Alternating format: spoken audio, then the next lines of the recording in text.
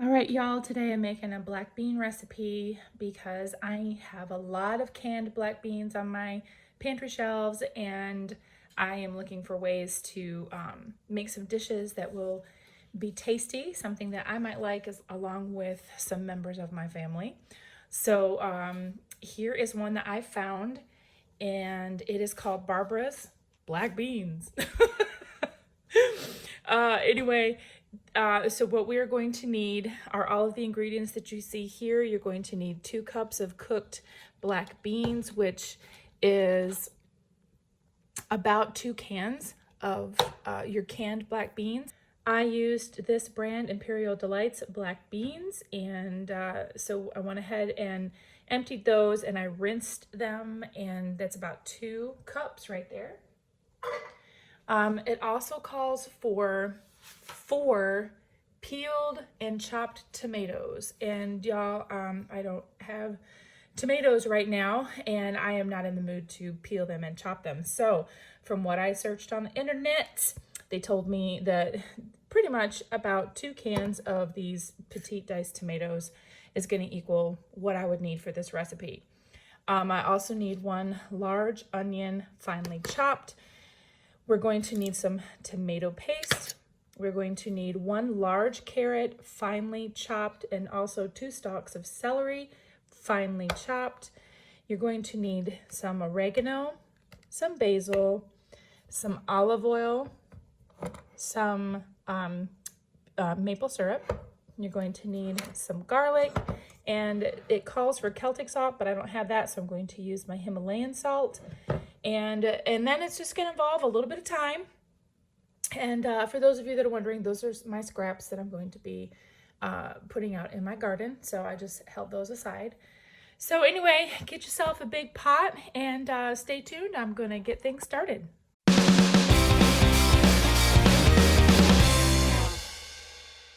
Okay, the first thing that we are going to do is saute our onion over a low heat. And yes, there is nothing in there but the onion. We will add oil and other things later, but it's strictly the onion right now. We're going to saute this over a low heat until golden brown. And I will say with this recipe, be prepared for your house to smell like onions for a little bit. I turned the fan on just so it could kind of take away a little bit of the fumes as they're cooking, but just be patient with this recipe because you're not cooking anything real fast. We're not going for speed here. We're going to try to keep the nutrients in the food and not cook them out so much. Okay, next we're going to add garlic, ginger, tomatoes, celery, carrot, and olive oil. Oh my goodness, that's a lot. But first we need to add 2 cloves of crushed garlic and 2 teaspoons of finely grated ginger. All right, we have the garlic and ginger in there, and I'm adding a 1/4 cup of olive oil, extra virgin. Now we're going to add the tomatoes.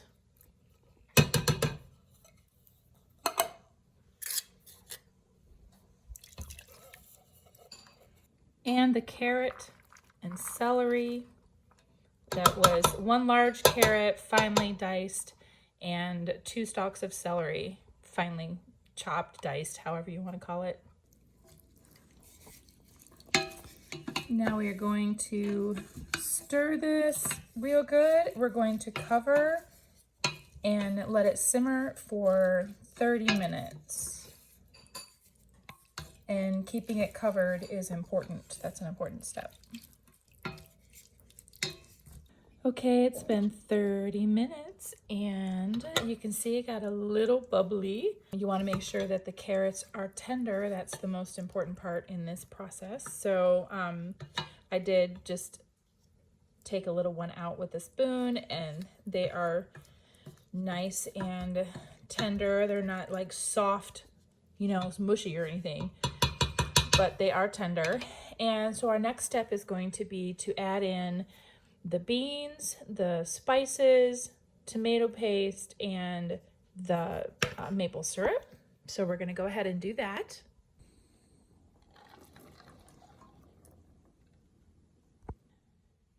This is 1 tablespoon of tomato paste.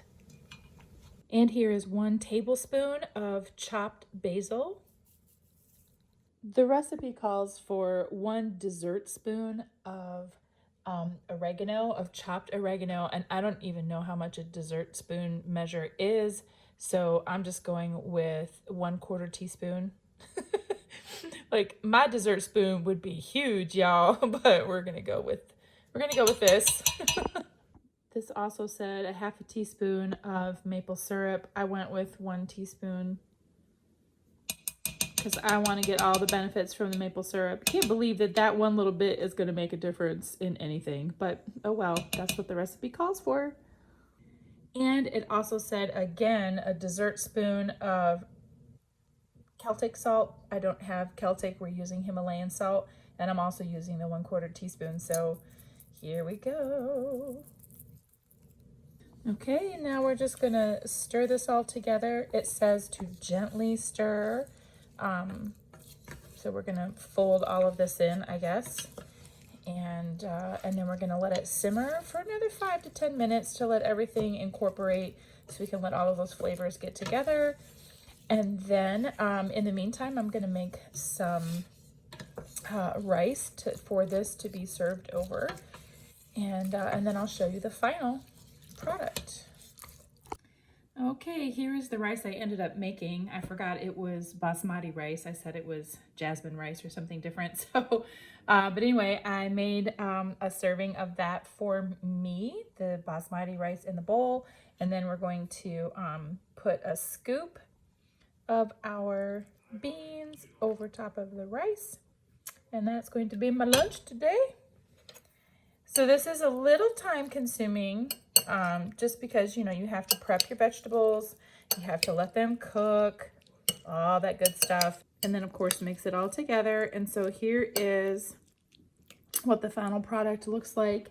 There is a little bit of broth, but it's not soupy at all.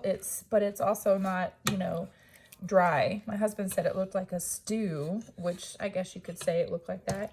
But this is just a bean dish. If you want it, if you want to add more water to this, you can, just to make it more to your liking. But here's the final picture. So how'd I do? Does it look like the picture? Yeah, it kind of does. And here is the recipe if you want to take a screenshot of that and save it. I will try to also write it down in the description box for you as well. And so there you have it. This is a black bean dish that you can use with ingredients from your own pantry. You don't have to use canned beans. You can use, you know, just make sure that your beans are cooked before you use them. Y'all, I'm not a big bean fan. I do like this recipe. If I'm the only one eating this, it lasted like a whole week and I was able to eat it different ways. Sometimes I ate it just by itself. Sometimes I ate this with organic tortilla chips, and that was really good. This is my second time making it, and I don't know if I'll ever get anybody in my house to eat this with me, but we'll see. Maybe someone will like it too, because I like it cooked this way. So this is promising for me to have a pantry meal using our canned vegetables and whatever fresh vegetables we have on hand. So y'all give it a try. Let me know what you think. I gave it a thumbs up. And you guys let me know down in the comments. And so I will catch you in the next video. Until next time, y'all stay sassy, but keep it classy.